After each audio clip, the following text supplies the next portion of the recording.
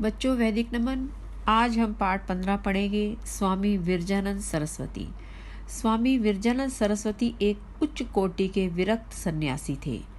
इनका जन्म सन 1971 ईस्वी में पंजाब प्रांत में जालंधर जिले के गंगापुर ग्राम के एक ब्राह्मण परिवार में हुआ था। इनके पिता का नाम नारायण दत्त था। इनका बचपन का नाम ब्रिजलाल था। ऐसा करतारपुर की एक बुढ़िया ने बताया। 5 वर्ष की आयु में चेचक रोग से पीड़ित हो इनकी आंखें जाती रही। नेत्रहीन होने पर भी इनकी बुद्धि बड़ी तीव्र थी। 1-2 बार सुने हुए मंत्रों को वे ज्यों का त्यों दोहरा देते थे। 8 वर्ष की आयु में इनके यज्ञोपवीत तथा वेदारंभ संस्कार कराए गए। नेत्रहीन बालक का सबसे बड़ा सहारा माता पिता होते हैं। भगवान ने विरजानंद का यह सहारा भी छीन लिया। माता पिता की मृत्यु से कोमल चित्त बालक को जो कष्ट उठाना पड़ा होगा उसकी कल्पना सहज ही की जा सकती है। एक सहारा बड़ा भाई शेष था। उसका भाई था जो उसी ने उसे सहारा दिया, परंतु उसे ब्रिजलाल ने स्वयं त्याग दिया। भाई भाभी के तिरस्कार पूर्ण व्यवहार से तंग आकर 12 वर्ष का नेत्रहीन बालक घर से निकल पड़ा। उन दिनों यातायात की सुविधा आज जैसी नहीं थी, फिर भी यह साहसी बालक अपने मार्ग पर बढ़ता चला गया। मार्ग में नाना कष्टों को सहता हुआ, बहुत से कष्टों को सहता हुआ 3 वर्ष में ऋषिकेश जा पहुंचा। उस समय ऋषिकेश आज जैसा रमणीक स्थान न था, सुंदर स्थान नहीं था। यह योगियों का योग स्थान मात्र था। वहाँ न कोई अन्न क्षेत्र था, न धर्मशाला थी। चारों ओर झाड़ियाँ थी।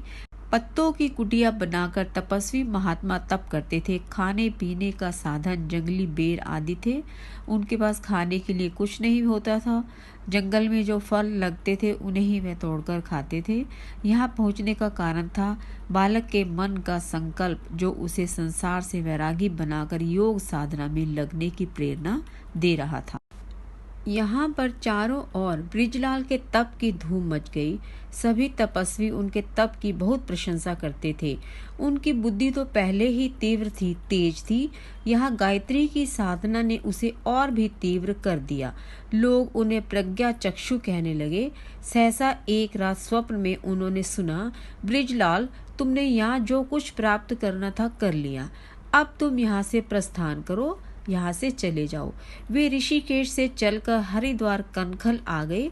यहाँ आकर उन्होंने दंडी स्वामी पूर्णानंद सरस्वती से दीक्षा ली और उनसे पढ़ने लगे। उनका नाम ब्रिजलाल के स्थान पर विरजानंद रखा गया। पढ़ने के साथ साथ विरजानंद जी पढ़ाने का कार्य भी निरंतर करते रहे, जिससे भोजन आदि का निर्वाह गुजारा आसानी से चलता रहा। वे भिक्षा मांगने को बुरा समझते थे, भीख मांगने को बुरा समझते थे। कनखल से चलकर विरजानंद बनारस पहुँचे। वहाँ वे पंडित विद्याधर के शिष्य बने और नियमित रूप से अध्ययन करने लगे। यहाँ पर वे व्याकरण के साथ साथ वेदांत आदि दर्शनों का अध्ययन भी करने लगे। काशी से वे गया होते हुए कलकत्ता पहुँचे। आगे चलकर गंगा तीर पर बने सभी तीर्थों की यात्रा करते हुए एटा जिले के सोरो नगर में उन्होंने आसन जमाया। कुशाग्र बुद्धि होने के साथ साथ उनकी अध्यापन शैली ऐसी रुचिकर थी कि शीघ्र ही विद्यार्थी वर्ग पर उनकी धाक जम गई। इसके अतिरिक्त विरजानंद छात्रों से बच्चों की तरह प्रेम करते थे। उनका सुख दुख अपना समझते थे। बुद्धि तेज होने के कारण उनका पढ़ाने का ढंग ऐसा था कि सभी विद्यार्थी उनकी ओर आकर्षित होते चले गए। बच्चों, आज पठन यही समाप्त करते हैं। इस पाठ का शेष भाग हम कल पढ़ेंगे। धन्यवाद।